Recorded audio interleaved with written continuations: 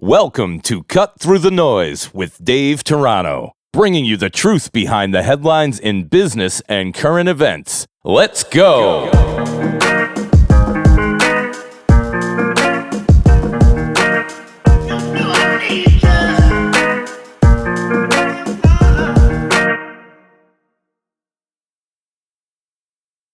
All right, so we are post-election, and I've got a guest today by the name of Seth Williams. And Seth is the host and creator of a podcast called Sorry for the Wait. If you haven't checked it out, it's fantastic. It's a podcast about the journey of the ebbs and flows of weight loss, if I'm not mistaken, right? Yeah, Seth? honestly, I think our most relatable tagline would be weight loss for regular people by regular people. Yeah. That's really our big focus. It's absolutely fantastic. It sounds like it, and you're new to this. You started this thing back in June. It's like a professional production. It's funny. We launched on June 4th, and I remember starting the research on this really in February, March. And I remember I watched a bunch of panels from my favorite podcasters. I read a bunch of case studies. I read about the best practices, and you can do so much reading and so much buying of stuff. But until you just kind of hit the big red button and start recording, that's when you just start going. And we do a lot of learning on the fly, but it's fun to do learning on the fly when we're doing a subject that we're living and being passionate about and currently having success doing in both our podcasting and also our health. Yeah, absolutely. So I'm going to get into all that with you. My goal here with you, and we talked about this in advance, is to potentially turn this into two to three part series. And we're going to base it around weight loss, but the reality is what you're going to talk about really relates to anything. Whether you're struggling with weight, it could be drugs, it could be anything, right? Yeah, I think it transposes a lot across the board. I mean, so many people think that weight is just so isolated as its own. Like, you look at it in a vacuum, but you can't. Right. I mean, it's part of our bodies. It's part of our being. And so it's part of our physical health that it branches into everything. So therefore it's a part of everything. 100%. So by the way, if you want to listen to Sorry for the Wait, it's on Apple, Spotify, Google, we're on everywhere that you get your podcasts. And you can also visit our website, sorryforthewait.com, WEIGHT. Check it out. Very, very entertaining. All right. So let's just start broad brush here. Yeah. How did this come about? Why did you actually start to do this? So it's funny, in January, everybody always has that whole New Year's resolution thing. But for me, I mean, me and my roommate, my best friend, my co-host, my co-creator, Strawberry, we have been living together now for about 3 years.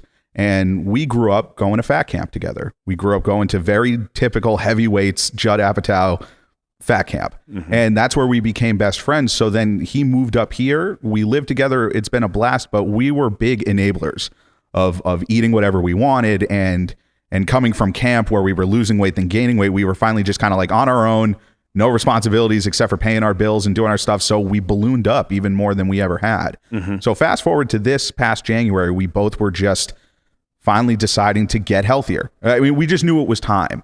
And for me personally, I chose to go through South Coast Health and go through a very structured and regimented program. Whereas he, on the flip side, just started to make very simple lifestyle changes. So two very different ends of the spectrum. And then we both started seeing ridiculous success. And we're starting to see the success and look at each other and go, wow, we're doing it. And then finally, a couple months go down the road and we're in quarantine, and where we think we're going to fall off a cliff with our success, we actually thrived. And we sort of started to look at these past couple months, and instead of saying, well, let's just throw in the towel, it was very much, let's use this to our advantage. And that was a big genesis of our why, is that for a while, we were so cool and so complacent with doing what we were doing. We were destroying ourselves. But then we finally got to a point, especially me personally, where I was very sick and tired of being sick and tired. And every flight of stairs you go up, you're gassed. Every time you put on a hoodie and it gets up to 55 degrees, you're sweating through it completely. There's so many little factors that just contributed to my why, that I was just like, you know what? If we don't do it now, when are we going to do it? And it was finally time to get it done. Right. And this, when you say get it done, get the weight loss done, or actually start the podcast? Really, it's funny because I'm using this as they're both kind of intertwined. I use our weight loss as sort of a relatable factor to our creativity. Like, you're so constantly, everybody always talks about the project they want to do, right? Everybody always talks about, like, well, if I didn't have this going on and I didn't have this going on, like, it's always the age old question of, like, what would you do if money weren't a factor? Right? Like, if money wasn't a thing, what would you do? People have all these incredible ideas. Some people want to open up a bake shop. Some people want to write graphic novels. Some people want to do a podcast. But you're constantly just like, well, but work, but this. How weird is that? So similar to weight. I want to get healthy. I want to do all these things. I want to be a better version of myself, but I got to make sure that the kids are all taken care of. I got to make sure that work is all taken care of. I take care of my parents. There's so many, and I want to leave time to relax, and I want time for me. Cool. Yeah, absolutely. But these are all the things that, especially us two, Strawberry and myself, we were the kings of making these excuses. Yep. And it was a huge barrier for us that we needed to kind of try and break through. And then it translated to the podcast of like, well, we talk about doing this and we want to do this. Let's just do it. Let's just learn on the fly and let's do it. So you told, and let me break out what I think we're going to end up covering, because you and I, honestly, we could talk for a day. Oh, absolutely. I think we'd go 20. It's like a telethon. I know. So here's what I was thinking. I was thinking the first part of this, we'll talk about, you keep bringing up the why and the purpose. Yeah. I'd like to get into that, and then I'd like to transition into the whole accountability piece. You talk a lot about that. And then if we broke it up in part 2, we can talk about conversations and how to enroll people in what it is that you're doing, this whole weight loss journey. Definitely. And self-esteem, which is critical. And then the third part I think we can get into is just, you brought up the pandemic, but the inevitable obstacles that anybody might encounter when they commit to something. No matter how big or small. Yeah. Absolutely. So we'll dive into that, and then some of the connections you make and the crowd you surround yourself with is so critical and important to this. So the other thing I'll say is, and you and I have talked offline about this, I'm a coach for a career coach, a leadership coach and a sales coach, and for companies and professionals. And so often when somebody wants to make a change or make an improvement, in order to do that, they've got to become committed to something. So this whole why thing is really critical for me, but also you've got to be disciplined and accountable to those things. Yes. And we talked in advance a couple of times by phone, but why don't we just start with this whole purpose thing, and why is that in your mind so important? With regards to purpose, for me, it's so important because when I look around at like, what's my why, I feel like weight loss, right? If we're just applying this to weight loss, right? Yep. Do you want event-based success, or do you want overall lifestyle success, right? So we've talked about this before too, is that so many people say, I've got a wedding coming up. I've got a wedding coming up in 3 months. Mm-hmm. I got to drop 10 pounds for that wedding. Cool. You know what? Like, you're striving for a goal, and at its base, it's a goal that you want to achieve. That's totally cool. But when that wedding comes and the photos are taken and you look good in the suit, good in the dress, what next? What next? Like, that's such a really good phrase, is now what? Mm-hmm. Or what's next? Right. Because if you get to that day and you lost those 10 pounds, you did it. You feel really good about it. Right. But then do you feel like you're done? And this is such a weird thing with health goals.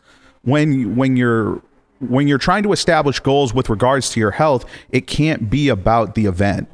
It has to be about your overall lifestyle. 100%. And I think about that, like when I train salespeople, a lot of salespeople fall into the trap of trying to hit a number by the end of the month. And the event is hitting that number, when really, if you're not doing what's right to hit it next month and the month after. Exactly. You're instead of trying to it's sort of like somebody going for 30 in the first quarter. Yep. And then they go 0 for 12 the rest of the game with 6 turnovers. What would you like? What say you at the end of the game? There's a very, and the sports analogies help me a lot, because it's about, we talk a lot about on our show, is about sustainability. Yep. Consistency wavers with us. Like, overall, we're trending in the right direction, but you always slip up. Yep. But when it comes to your purpose is an overall net gain. Yep. And it's ironic to talk about net gain when we're losing weight, but it's overall, we're trying to figure out the best path forward and how that contributes to our purpose of leading better lives. So you're pretty open on the show. Do you mind me asking? Because I know you mentioned. Go for it. Yeah, I'm an open book. All right. So what was your heaviest weight? My heaviest weight was 351. 351. Yeah. Okay. And then you're not 351 now. No. So right now I'm around 218, 220. Wow. Yeah. And how long did that take? So so I was 351 on January 25th of this year. Of this year. So you've lost, what's that, 133 pounds? Yeah, just around. Okay. It's a short amount of time. Now, here's the thing, and here's the kicker, and I think that this is an important moniker for me when it comes to my specific weight loss journey. I figured out the root. And I'm not sure if I'm getting ahead of myself here, but right. I figured out the root of why I was big. Why? And I think that that's a very important thing. Like, it's not just I'm fat because I'm eat and I'm eat because I'm fat. Like there's no poetic thing there. For me, I figured out the root of why I was fat was because I didn't have any filter of self-control or self-discipline. I didn't. Mm-hmm. And I started to realize that about myself. For me, I was just like, well, I'm hungry and I like to eat. But in no way did I ever need to consume close to 2,000 calories in one sitting. Mm-hmm. And so as I started to unpack these things and figure it out, I went through South Coast Health. And we kind of decided after listening to the seminar that I needed to hit the factory reset on the iPhone that was my body. I needed to restore it back to factory settings. And now it's not the choice for everybody, but for me, I was doing these 5 meal replacement shakes a day. I was going from eating 3,500 to 4,000 calories a day sometimes to 800 in liquid form. Wow. And this is where I felt like I was hardened by self-discipline because I was given these 5 meal replacement shakes a day. And I was told, you drink these 5 in a day and drink a ton of water and you go. And I had to decide. I said, no one's going to be over my shoulder every single day saying like, don't eat that. Like, don't eat that. That's on me. Right. And so for me, like losing this amount of weight in such a short amount of time, it blows people's minds. Yeah. Was it a very drastic way to get there? Absolutely. But I felt like it was the necessary way for me to get there because I understood the root of why I was big. Right. And that was a huge, huge factor for me in deciding to go that route. So go back to the why for a second. You've lost 133 pounds. Significant. Yeah. That's significant and unbelievable. Yeah, so I can shop at regular stores now. Yeah. Yeah, well, you probably have to shop online now. You can't go to the regular store. Yeah, I know, but it counts. I'll take it. Right. So go back to the why piece because I think when it comes, I'm not unfamiliar. I just did a podcast on obesity and, growing up, my brother was much heavier than me. Yeah. But I would think that the why is more about, and correct me if I'm wrong, it's more about, feeling better about yourself and living a healthier life rather than the number itself. The number's a byproduct of... I'm so glad you brought that up because we field a lot of questions about this. We field a lot of questions from our listeners about the number. The scale is so secondary to us. Like, we're not health experts. So we try to make that known that look, we're just talking about how we're dealing with this. We're not experts. So there are some dietitians and some nutritionists out there and some doctors who would say that the scale is a very important factor. To us, it's not because we have been sort of slaves to the scale almost our whole lives where we get on. And if we don't see that exact number, I'll tell you what, there were times in my past where I had lost weight a ton before in an unsustainable manner. And I would get on the scale and I would lose 3 pounds in that week. But I wouldn't see the number. It would be 1 pound off of the number that I wanted it to be that week. It ruined my day. And then subsequently on the flip side, I would see the number keep creeping up and up and up. And then there were some weeks I'd feel like I'd have a good week. I'd have a great week. And the number would go up a half pound. And I would look at myself and I'd go, what are we doing? What's going on? But your body just reacts in such a different way. This contributes to your why so much because nobody walks around with their weight plastered on their forehead. Well, I do. I do. I do. But I'm one of the only people I know that does it. But how do you get out of the that trap? Because I would say that the idea, if you're at 351, you're probably not feeling great about the 351. No. So if I said, Seth, if to the average person that might weigh that, you got to lose 50 pounds. That I would think would feel like an overwhelming task to somebody that had never tackled it before. Oh yeah, I absolutely think that. So how do you it's like climbing Mount Everest. It's like, go climb that thing. You can't climb 37,000 square feet. And first of all, you got to train for it. But secondly, you don't just get to the top. Oh no. It's the deliberate, disciplined willingness to go through each step. So how do you not lose interest for the destination? Or how do you not get defeated by the destination? So for me, just to stick with the metaphor of Everest, it starts with the first step. I mean, granted, all the other things aside of training, but it starts with taking one step. For me, the way that I internalize it in my mind and the way that I try to bring it out to other people too is how do you win the day? How do you win today? And that looks different to everybody. And I know that for me, like, I'm such a sports-centric person that sometimes it might not connect with people, but I think winning connects with a lot of people. And now for people like me who hadn't won a lot, especially with regards to my weight, all I could think of was like, how do I wake up today and at least just win today? Don't worry about winning tomorrow yet. So what's winning? What's winning in a day? Like today, where's a win? So for me, winning, so like I try and break up the day almost into like periods or quarters. But like, so part of me winning a 1/4 of one day is I get up early and I make sure that I walk before work, right? Mm-hmm. That I feel like I got up, I feel like I've done something. And then maybe the second part of that win is that I'm heading to work and I already have something next to me that I can eat ready to go, instead of saying like, well, it's 2-for-1 wake up wraps at Dunkin'. You know what I mean? There are so many things that look so different to different people, because for some people, stopping and getting a better choice at Dunkin' is a good win instead of getting what they normally get. For me, I always have to look at people and say like, what does winning look like to you? And then you work your way backwards. And again, I'm just shooting from the hip, because I think people just want someone who wants to listen to what they think. I talk with my dietitian all the time. I work with a dietitian who, she's brilliant. And I've never felt more comfortable just saying, does this sound nuts? Because we go to the internet, we look at all these things. And I used to be one of these people that you could never come to me and say, you need to lose 50 pounds, because that just already blows my mind. Yep. But people coming to me and saying like, hey, I saw this, I want to see what your thoughts are on it, whether it's a workout plan or it's a meal plan or it's something. If I get a lot of information and I can read it and I go, okay, I understand this, and then I go to someone else and get a second opinion, it's all about collaboration in the effort, instead of just me standing and pointing at someone and saying, go lose that weight. A more collaborative effort really makes a huge difference in getting people started. And you've got to be really committed. I mean, the bottom line is, and I think that's where this whole why thing comes about, is if you don't have a real reason that you're committed to, anything's going to throw you off, I would imagine, right? And you know what's contributed to my why a huge ton is getting my friends, family, and coworkers involved. Believe it or not. And I know that this is not the blueprint, because with weight loss, there are 400,000 different blueprints. For me, I loved making my friends, my family, and my colleagues a part of the journey, because one, I did it for me, that I was setting my own terms, so that if someone was to try and kind of throw a wrench into it, I've laid my terms out and I know that I'm committed. There are compromises I'm going to have to make. There are some borderline sacrifices I'm going to have to make, and you're either on board or you're not. Mm-hmm. But at least you know, and I've said my piece.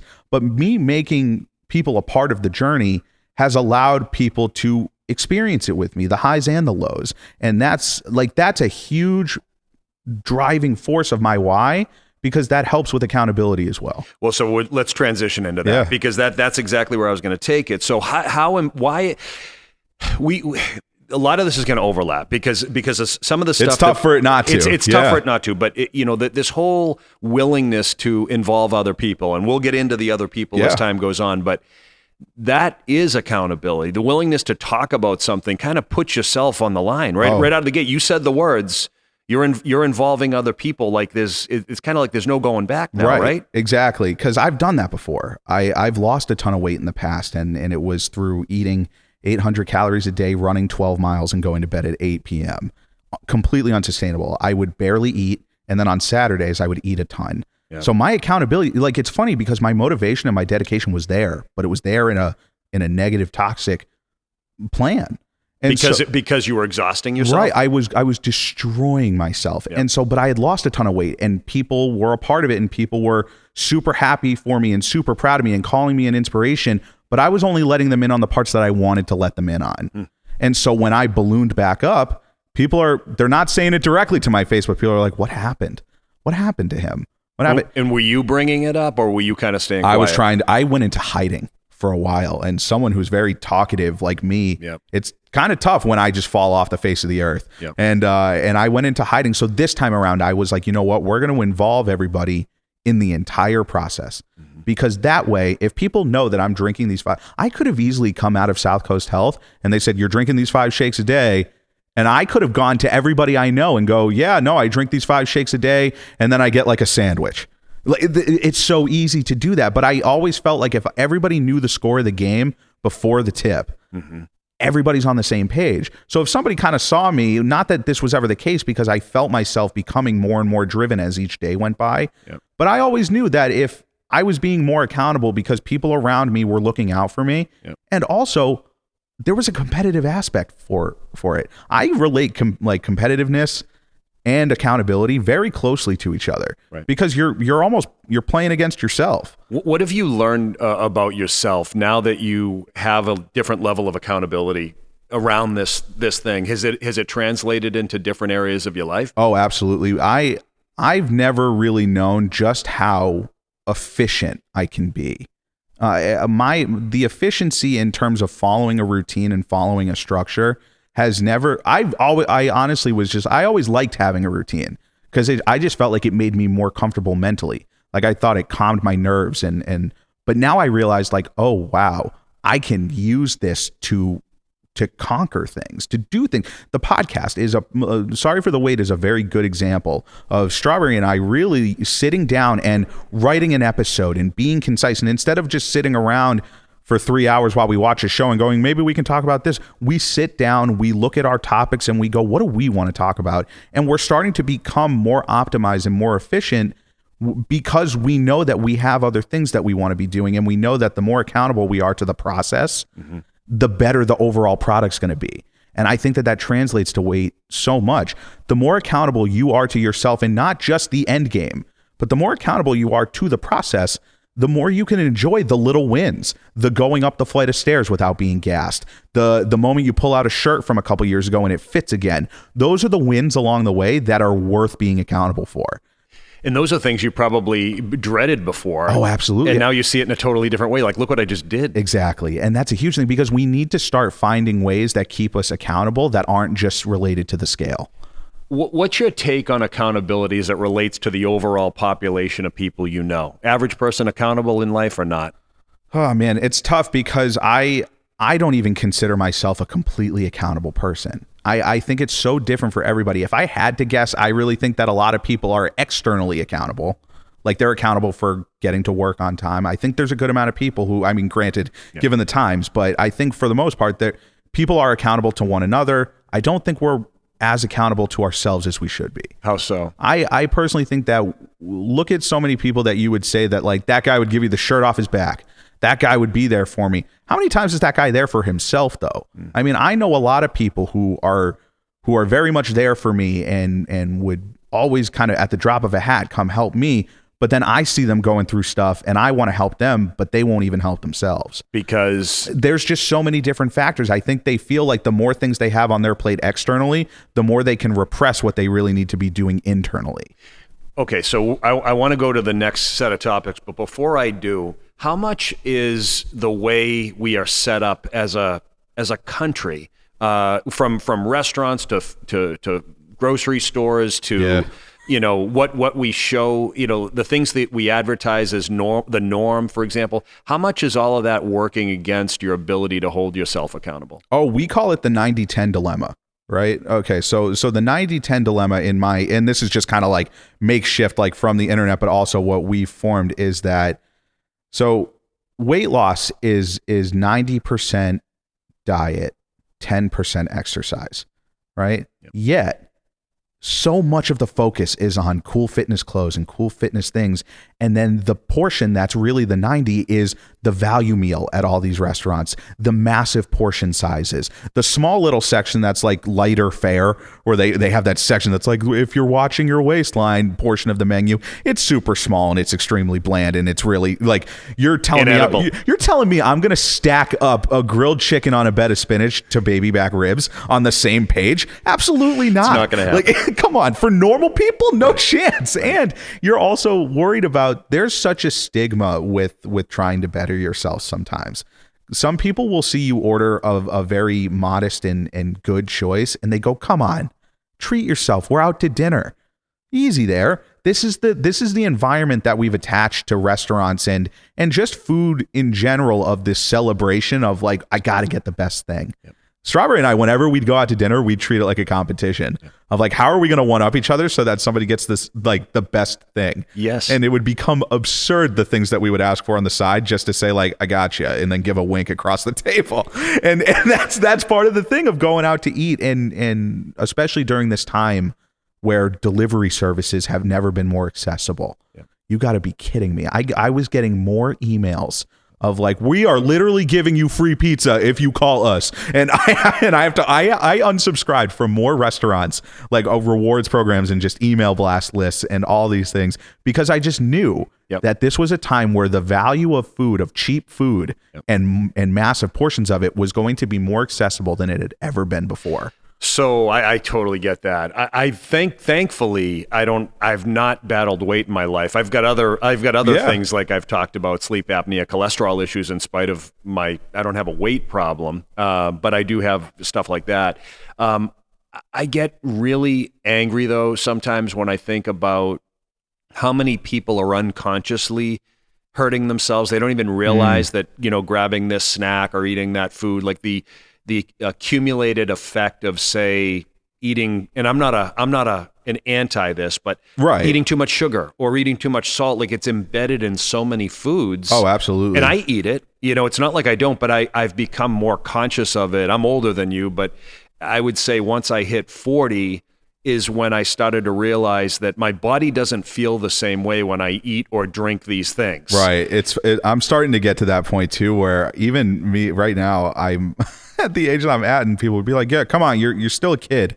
And I look at some things that even I ate like 4 or 5 years ago that I would just be like, like, no chance, man. Like, we got to hang that one up. And that's a very big thing. And when it comes to people's choices, it's tough, because for us, like, we're never going to be these kind of, Strawberry and I, we always talk about on the show, we're never going to be these kind of people that are like, well, we'll never eat fast food again. We'll never not go out to eat again.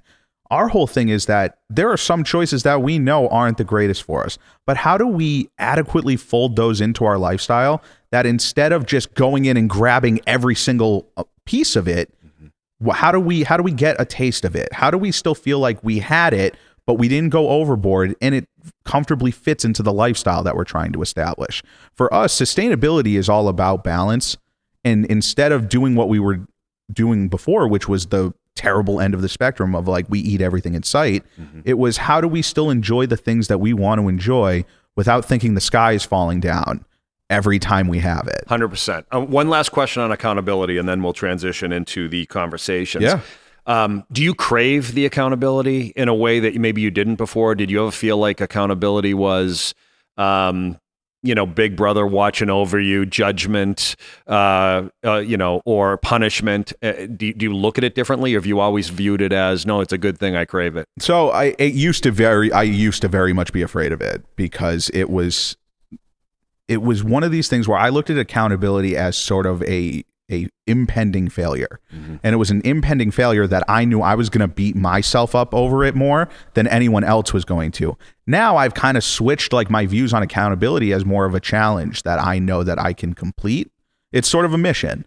I look at accountability, and I look at it now and I say, this is a mission. What's the best way to complete it?